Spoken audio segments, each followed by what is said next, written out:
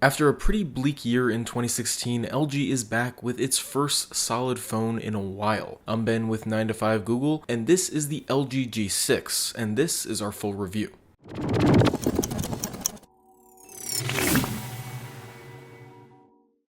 First things first, let's talk about the hardware.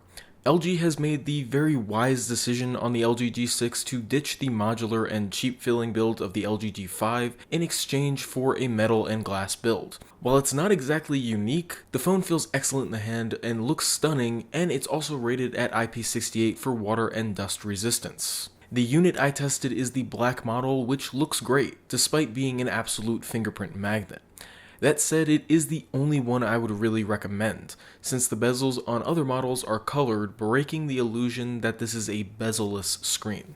Speaking of, let's talk about LG's full vision display. This 5.7-inch panel is huge and looks really good, and thanks to the thin bezels around all the sides, it remains compact in the hand. Stacking it up to LG's previous 5.7-inch monster, the LG V20, the difference is just night and day. LG further keeps things compact thanks to the 18:9 aspect ratio.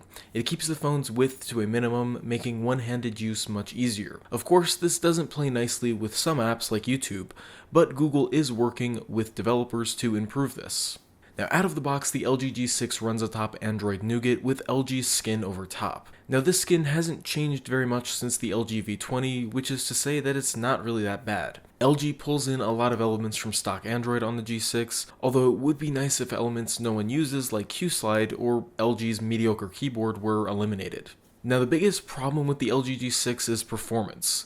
The phone runs on top of the Snapdragon 821 chipset with 4GB of RAM, which should be more than enough for a solid experience, as we've seen on the Google Pixel, but I've been less than satisfied in the couple of weeks I've been using the phone. Now, I don't blame the raw specifications for this, rather I place the fault on LG's optimization. On the bright side, this means LG could probably fix this down the road with some software updates, although I'm not placing any bets on that.